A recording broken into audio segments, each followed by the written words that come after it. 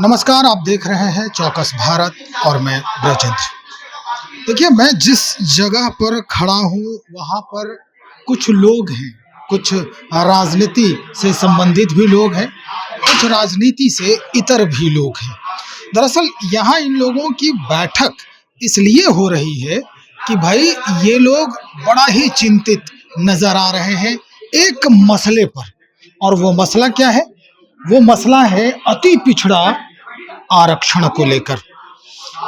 ये अति पिछड़ा आरक्षण या पिछड़ा आरक्षण और जो आरक्षण का मसला पिछले कई वर्षों से आपके जहन में घूमड़ रहा है, उससे निजात पाने की कोशिश तो हर बार हो रही है, लेकिन इस बार सिर्फ कोशिश ही नहीं बल्कि आंदोलन भी होने वाला है।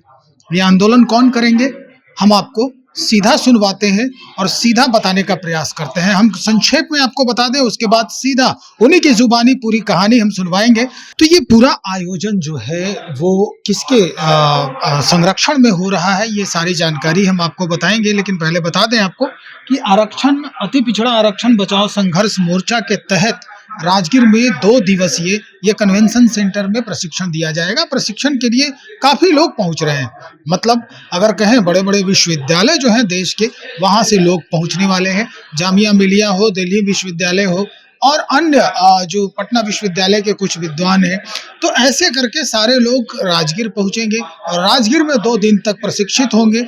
और प्रशिक्षण के बाद जितनी भी पार्टियां हैं वहां इस पूरे प्रशिक्षण का जो प्रभाव है वो फैलाने की कोशिश करेंगे। तो चलिए हम आपको सुनवाते हैं कि क्या है पूरा माजरा, कैसे कैसे होगा परिवर्तन इस पूरे समाज के लिए। सुनिए, बहुत शुक्रिया आप।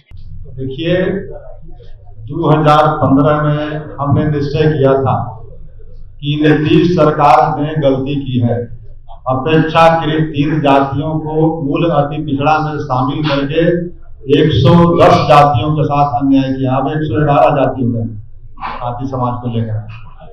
लेकिन वह लड़ाई के लिए मैंने अपने एमएलसी की सदस्यता भी गंवाई, लेकिन इसका मुझे मलाल नहीं है।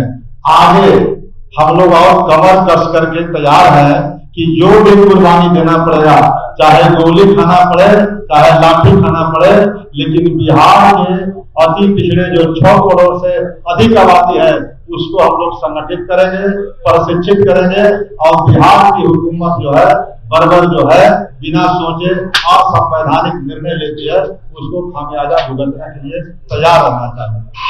आपके 2 दिवसीय ये शिविर है, प्रशिक्षण शिविर है, क्या इसमें कौन से लोग भाग लेंगे? शिक्षक हुए, अभ्यर्थी हुए, या मतलब अति पिछड़ा आरक्षण बचाओ के लेकर के अति पिछड़ा समाज के तरीके शामिल होंगे? मूल अति पिछड़ा जो 111 जातियां हैं, बिहार के लगभग हर प्रखंडों से 534 प्रखंड है। हम लोगों ने कोशिश किया है कि उसमें युवा वर्ग जो 35 से 40 वर्ष तक है, 25 से लेकर के, उन वर्ग के लोगों को ये प्रशिक्षण देने का काम करे, ताकि समाज में हजारों जब प्रशिक्षक निकल जाएंगे मैदान में तो वो हमारा लड़ाई जो है बहुत आसान हो जाएगा। इसलिए हम लोगों ने उनको रखा है। लेकिन प्रशिक्षक जो हमारे होंगे वे जामिया मिलिया विश्वविद्यालय से लेकर के, जेएनयू विश्वविद्यालय से लेकर के, दिल्ली विश्वविद्यालय से लेकर के और बिहार के भी कुछ नामचीन चेहरे हैं जिनको सामाजिक न्याय की लड़ाई का मुकम्मल जानकारी है, जो सब प्रशिक्षक की भूमिका में रह सकते, उनको आमंत्रित किया गया। चंद्रवंशी जी, आपने कहा कि ये जो आपका 2 दिवसीय प्रशिक्षण शिविर होगा उसके बाद आप शक्ति प्रदर्शन करेंगे पटना में, अति पिछड़ों को लेकर आएंगे, तो क्या माना जाए कि ये जो विधानसभा चुनाव का साल है तो ये जो प्रशिक्षण शिविर है वो नीतीश सरकार के खिलाफ? बिल्कुल, इसलिए कि नीतीश सरकार 2015 में हम लोग को ये गर्दन पर तलवार चला दिया और हम लोग के लोग आज उन्हीं पार्टियों में भीख मांग रहे हैं, तो उनको प्रशिक्षित करने की जरूरत है। इसीलिए मैंने कहा कि आगामी जो 2025 में जो चुनाव होने वाला है, नवंबर में हो या अक्टूबर में हो, उस चुनाव के पहले एक बार बिहार की इस हुकूमत को, जो बर्बर हुकूमत है, बिहार के लोगों को एक आक्रोशपूर्ण प्रदर्शन पटना की सड़कों पर करेंगे, ताकि हुकूमत को पता चले कि आज अति पिछड़े वर्ग के लोग कितने इस निर्णय से बर्बाद हैं। पिछले 9 वर्षों से कम और बेसी हम लोग आंदोलनरत हैं।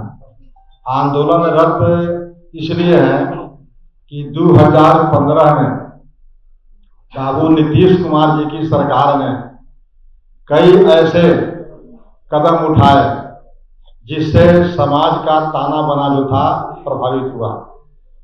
अभी तांती समाज का भी देखे होंगे, सुप्रीम कोर्ट से जो रिटर्न किया गया शेड्यूल कास्ट से, फिर उनको ईबीसी में डाला गया, वह भी 2015 की भी घटना है।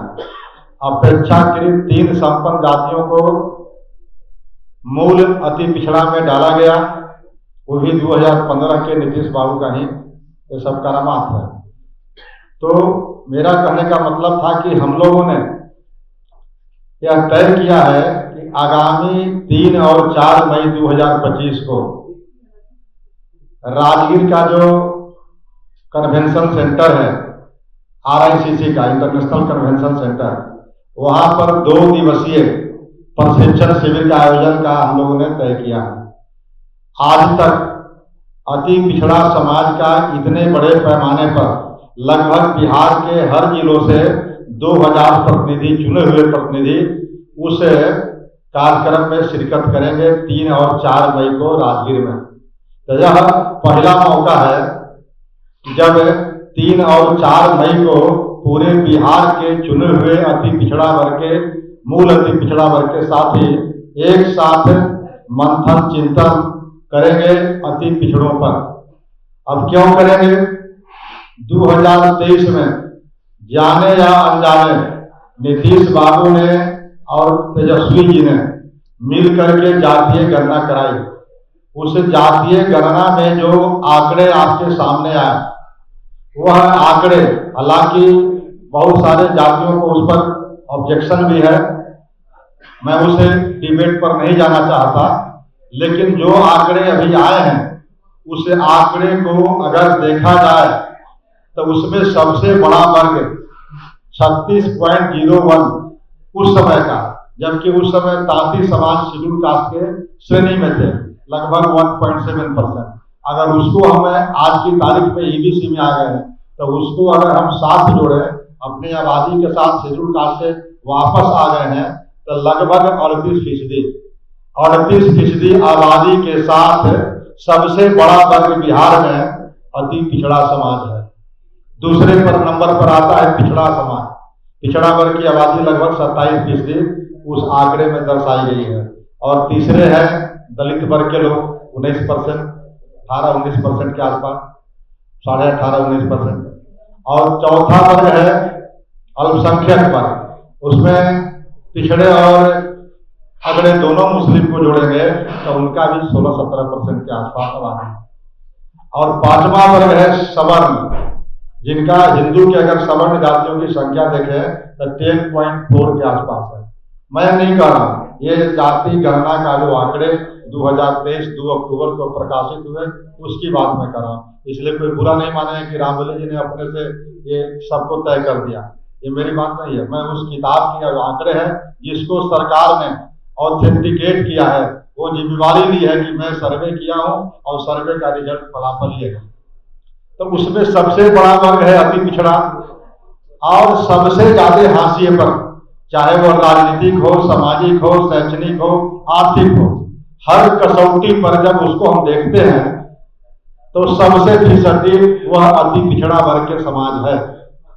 तो आखिर आजादी के 78 वर्षों के बाद भी जो आरक्षण की धारणाएं थी, जो होल्टर आयोग के समय से, यानी 1892 से जो आरक्षण की बात की गई अंग्रेज के जमाने से लेकर के आज तक कई आयोग बने।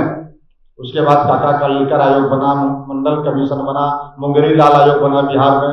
बावजूद इसके जो लोग हाशिए पर थे वो और हाशिए पर होते जा रहे हैं। तो आरक्षण की धारणा जो है वह लोगों को आगे क्यों नहीं बढ़ा रहा है, इस पर विचार करने की बहुत जरूरत है, मंथन करने की जरूरत है।